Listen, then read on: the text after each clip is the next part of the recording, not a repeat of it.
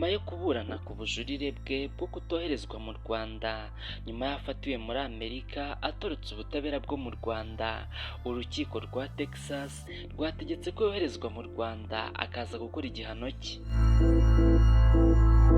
Ni urubanza rwasomwe kuri uyu wa kabiri. Prince Kid yaburanye asaba guhabwa ubuhungiro kuko aje mu Rwanda ataba yizeye umutekano we. Miss Elsa akaba n'umugore we yatanze ubuhamya avuga ko ibyaha bashyize ku mugabo we byari ibinyoma kuko nawe yagerageje gushaka uko agaragaza ibimenyetso by'uko arengana, ariko nawe ahita atabwa muri yombi.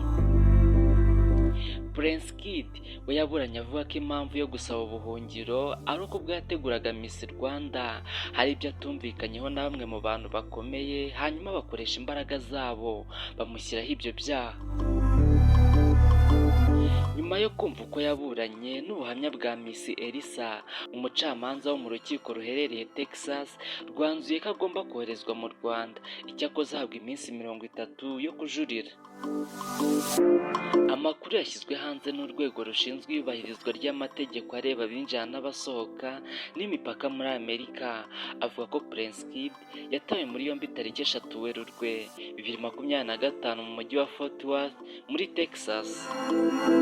Uru rwego rwavuze ko Prince Kid yari amaze iminsi atuye muri Fort Worth mu buryo bunyuranyije n'amategeko, gusa ngo yaninjiye muri Amerika mu buryo bwemewe n'amategeko. Amerika yavuze ko uyu mugabo yataye muri yombi mu rwego rwo kubahiriza icyemezo cy'impapuro zo kumuta muri yombi zashyizweho n'ubushinjacyaha bwo mu Rwanda kuwa 29 Ukwakira 2024.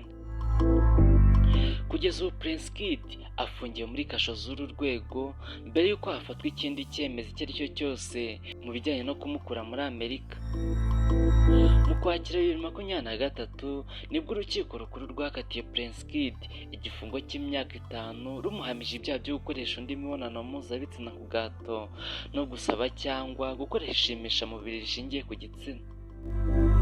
Mu isomwa ry'uru rubanza, Ishimwe Dieudonné n'abamwunganira mu mategeko ntawe ari mu rukiko mu gihe ubushinjacyaha bwo bwari buhagarariwe. Umucamanza yavuze ko yagombaga guhanishwa igifungo cy'imyaka 16. Icyakora bitewe n'uko ari ubwa mbere akurikiranywe n'inkiko, igihano cyagabanyijwe kigira imyaka 5 n'izahabu ya miliyoni 2. Mushimire gukurikirana iki kiganiro cyose kuri Mugisha TV, mukomeze gukora subscribe. Ibiganiro byiza n'amakuru agezweho niko gihe. Ndabashimiye.